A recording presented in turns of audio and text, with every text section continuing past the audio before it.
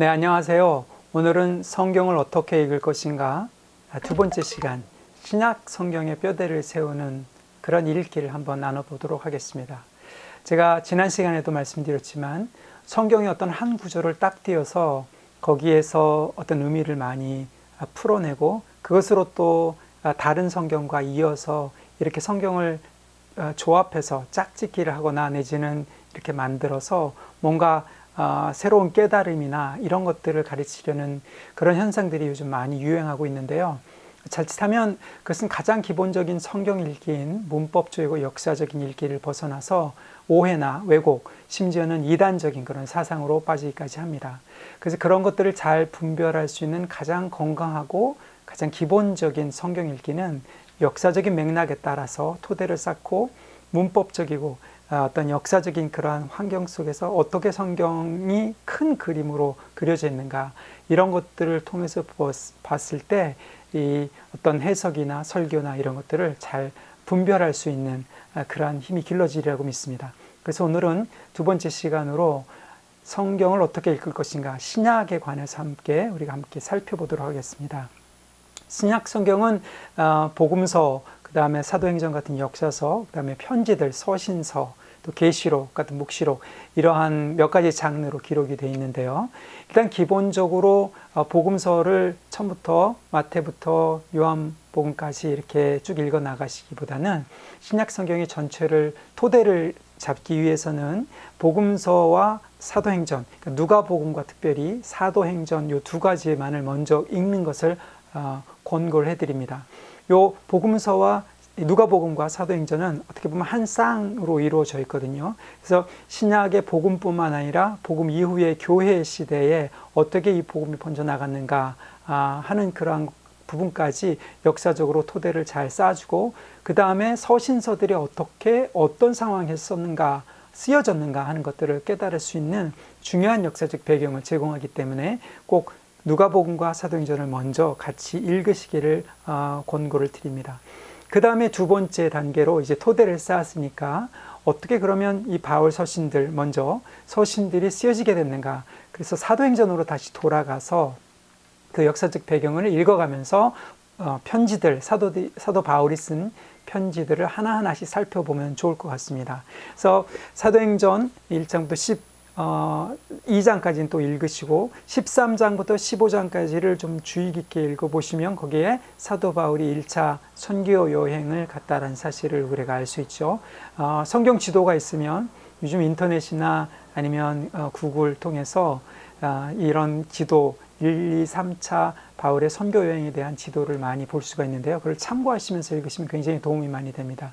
유튜브로 통해서 그 지역에 대한 배경 같은 것도 함께 보시면서 하면 더 유익하겠지요.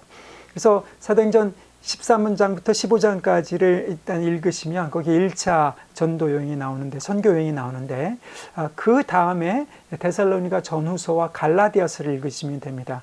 어떻게 보면 신약 성경 중에 가장 먼저 쓰여진 성경이라고도 보통 얘기를 할 수가 있겠죠. 사도 바울이 1차 선교 여행 때 세운 그 지역, 데살로니가 지역과 갈라디아 지역에 있는 교회들을 향한 그런 편지이기 때문에 그렇습니다. 그리고 나서 16장부터 18장, 19장까지 읽으시면 거기에 이제 2차와 3차 선교여행, 그러니까 예루살렘으로 가는 그런 선교여행까지가 다 이야기가 되어 있습니다. 그리고 나서 고린도 전후서와 로마서를 읽으시면 됩니다. 고린도 전후서 같은 경우에는 이 에베소에 사도 바울이 3년 동안 있다가 거기서 썼다라고 이렇게 보통 얘기를 하죠. 그래서 그러한 정황과 환경, 그 다음에 사도행전 18장 1절부터 11절까지는 어떻게 고린도에서 교회가 세워지는지를 알 수가 있으니까 그것을 읽고 한번 이 고린도 전후서 로마서를 같이 읽으면 사도 바울이 2차 전도 여행 때 어떻게 그의 계시, 특별히 이제 교회를 향한 그런 계시가 더 확고하게 견고하게 세워졌는지를 우리가 살펴볼 수가 있습니다. 그리고 나서 사도행전을 이렇게 다시 쭉 읽어 나가시고 20장부터 24장 5장까지는 사도 바울이 예루살렘에 있으면서 거기에 이 감옥에 갇혀 있으면서 거기서 논쟁을 벌이는, 자기를 변호하는 그런 장면이기 때문에 건너뛰고요. 25장, 26장 이후로부터 이제 다시 로마로 출발하는 그런 여행부터 읽으셔서 28장까지를 다시 읽으시면 이제 사도 바울이 로마에 가서 로마에서 자택연금 상태, 그러니까 재판을 받기 위해서 가택 연금 상태가 되는 거죠. 그 연금 상태에서 있다라는 사실을 우리가 압니다. 그래서 사람들이 와서 사도 바울의 복음에 대한 논쟁을 듣기도 하고, 거기서 또 사도 바울이 편지를 쓰게 됩니다. 거기서 썼던 중요한 편지들이 바로 에베소서, 그다음에 골로새서, 빌립보서, 빌레몬서 같은 그러한 편지들이겠죠. 그래서 사도 바울이 그렇게 로마에 가서 가택연금을 당한 다음에 거기서 이제 어떻게 보면 교회론의 가장 중요한 기초들을 쌓았다라고 볼 수가 있겠죠. 개인적인 편지뿐만 아니라 그런 편지들 읽고 사도 바울은 거기서 이제 가택연금에서 풀려납니다. 그리고 다시 여행을 갔고 그 교회 역사가들의 말에 의하면 다시 두 번째로 사도 바울이 잡혀서 로마로 호송당하게 되는데, 이제 그때 쓴 편지들이 이제 디모데 전후서, 디도서 같은 우리가 보통 알고 있는 그런 목회서신이라고 이야기를 합니다. 그래서 디모데 후서를 마지막으로 해서 사도 바울의 그런 편지는 모두 끝이 나게 되죠. 이렇게 이 두 번째 토대인 사도 바울의 편지를 사도행전과 같이 읽으면 그 편지들이 쓰여진 역사적인 정황을 보면서 읽을 수 있기 때문에 훨씬 유익하게 이 편지를 이해할 수가 있을 것입니다. 왜냐하면 그 편지라는 것이 어떤 정황에서 사건에 의해서 촉발되어서 쓰여졌기 때문에 그 역사적인 사건을 우리가 추측할 수 있기 때문에 그렇습니다. 그 다음에 이제 나머지 우리가 읽지 않은 복음서와 일반 서신들을 이제 읽어 나가면 되는데요.